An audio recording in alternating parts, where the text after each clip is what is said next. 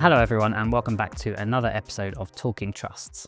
Today I'm joined by David Bird, who is an investment director at Octopus Energy Generation, which is the investment manager of Octopus Renewables Infrastructure Trust. Today we will be talking all things renewable infrastructure and digging into ORIT's portfolio a little bit.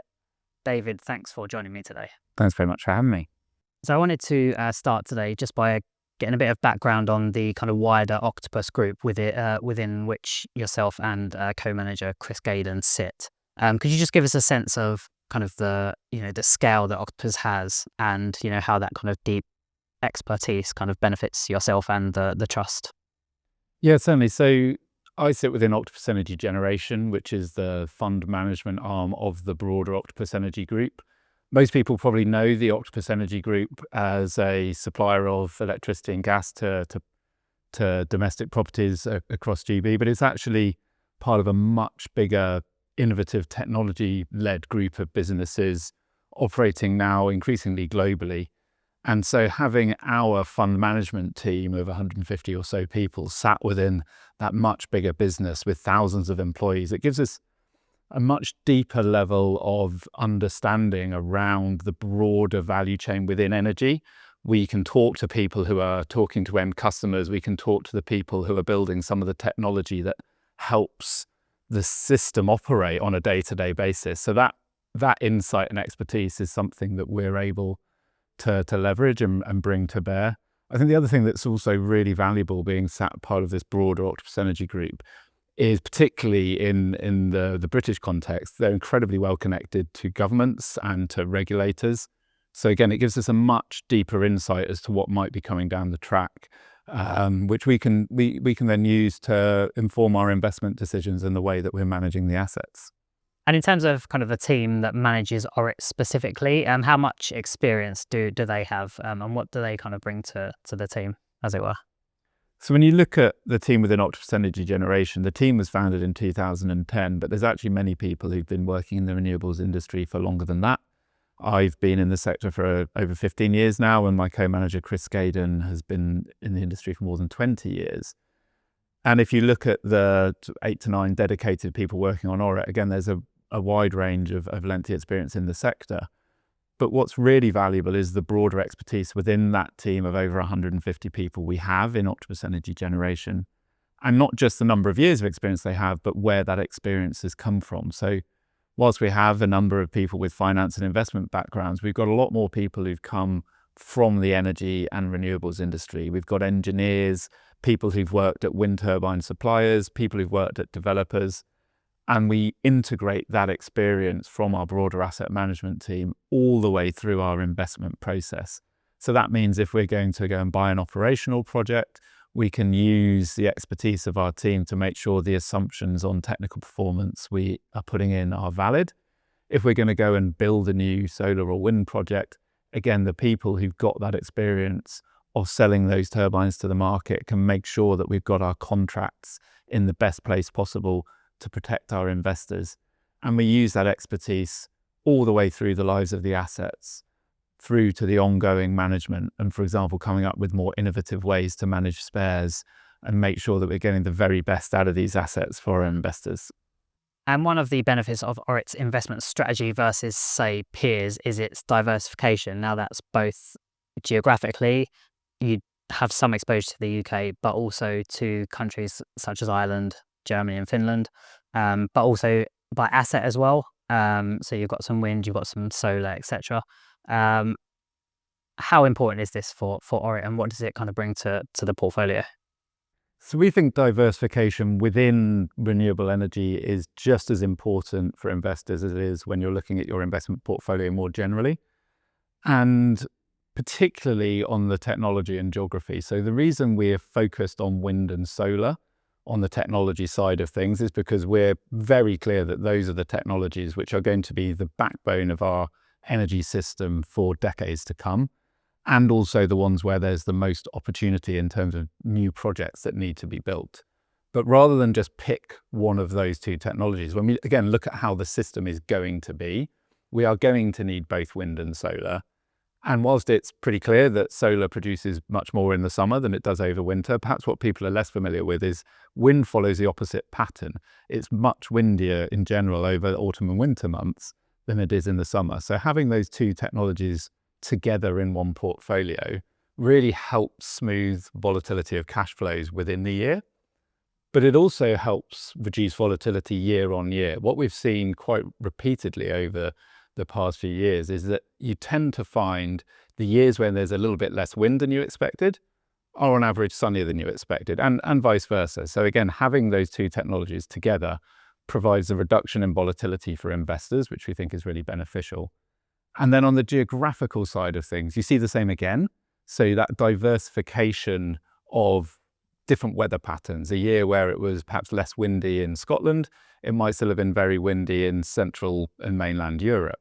So again, there's a reduction of risk for investors through having that diversification. But it's not just about risk, actually. That diversification also is very relevant when we think about opportunity. So we're seeing at the moment, for example, certain countries like the US, which is not part of ORIT's mandate, are pulling back a little bit on renewables and the political support for it, certainly. Because we've got a broad mandate and the ability to invest across Europe and Australia, if we were to see that kind of thing happening in any particular country in Europe, we've got the flexibility to still find attractive opportunities for investors in other countries. So we're not just focused on one country and dependent on any one particular government or regulatory regime. And another thing that kind of distinguishes ORIT is the fact that it can take development risk. I wonder if you could just kind of give us a sense of what that means, why you kind of use it, and the kind of experience that that Octopus has to kind of bring that into the portfolio as well. So when we talk about development in the renewables sector, what we mean really is everything before you get to the point where a wind or a solar project, for example, is ready to start construction. And there's three things in particular that you need to do during that development stage to get the project to a ready to build point of view. Clearly, you need land to be able to site your project. You need a connection to the grid, to the electricity network, and you need all of your planning permissions and permits that go with it.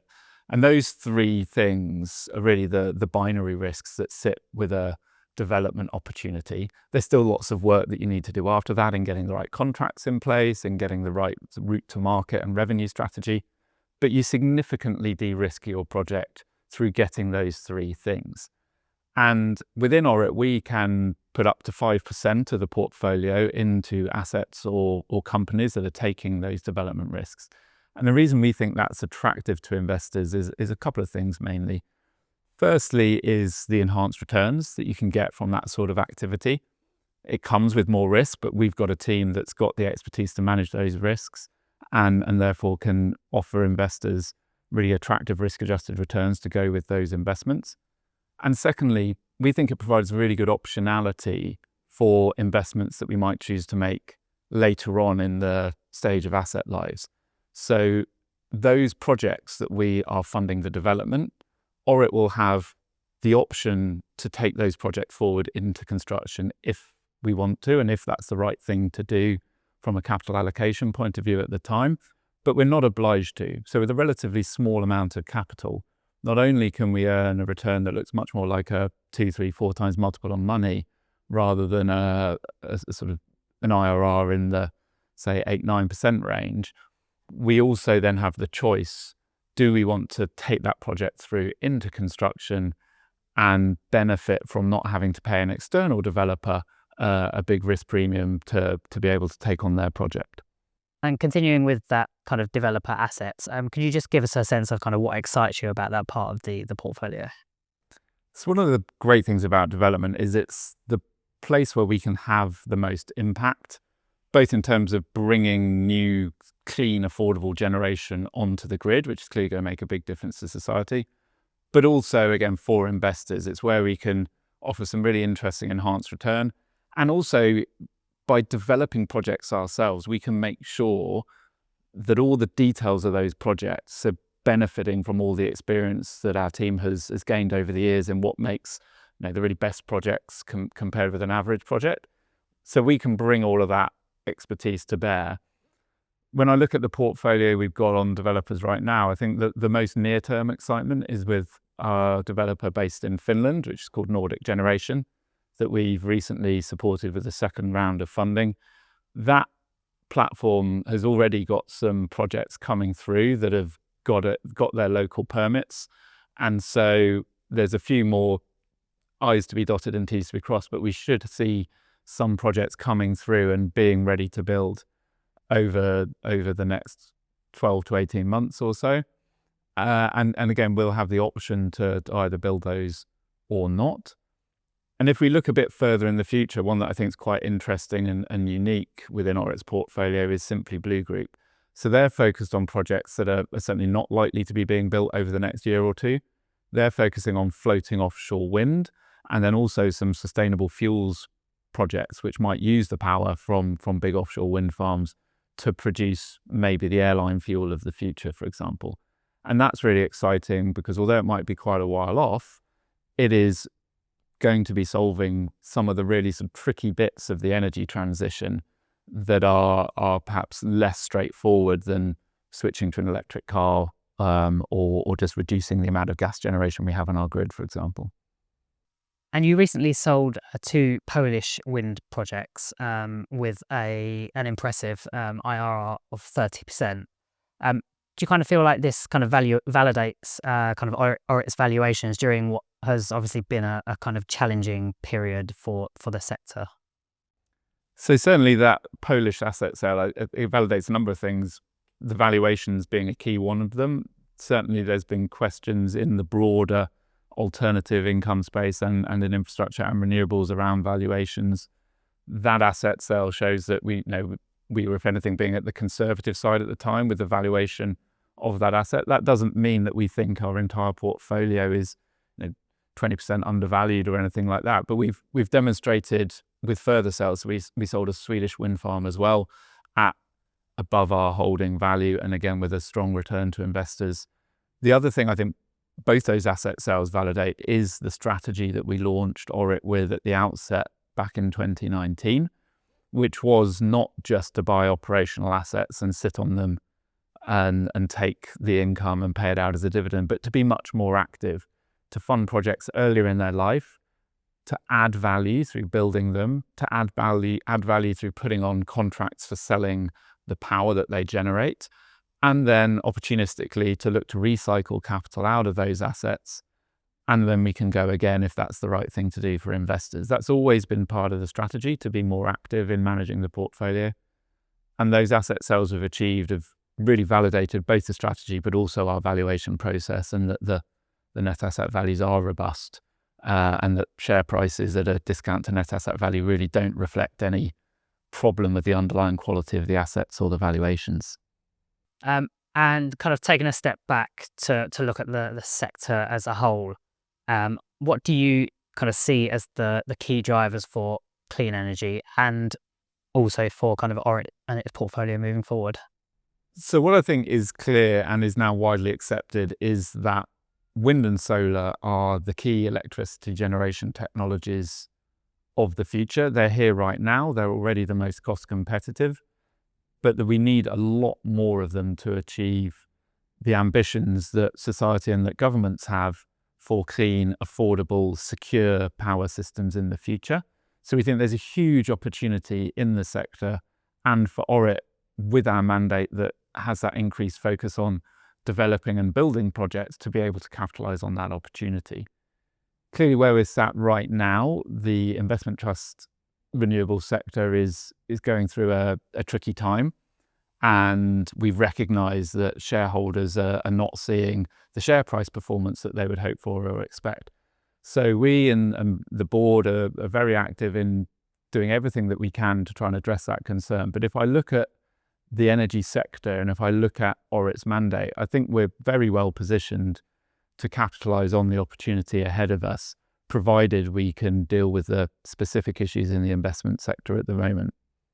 Yeah, and just kind of picking up, you mentioned, the board kind of doing all they can, in what is, like we said, a kind of challenging period. Now, you released a capital allocation update recently. I wonder if you could kind of talk us through that quickly. So there's really three key priorities that we outlined in that update, and it's all designed to address the very valid concerns that shareholders have about share price discounts to net asset value, not just for ORIT, but across the entire renewables infrastructure peer group. So the three things that were outlined in that update, firstly, is an extension of the buyback program. So we'd previously announced a £10 million buyback program. An additional 20 million has now been added to that. Secondly, it's reiterating our commitment to reduce the level of gearing within the company. The gearing level at the time of the announcement was around 45%, which actually we think is quite sustainable given the underlying quality of the assets we have.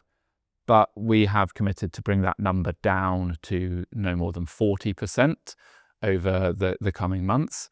And in order to facilitate both of those things, we have the third point, which is, again, a renewed commitment to that active management of the portfolio and further realizations from asset sales. So we've said during 2025, we expect at least 80 million of proceeds to be raised from further asset sales, which will be used primarily to support that reduced gearing and to fund the buyback program.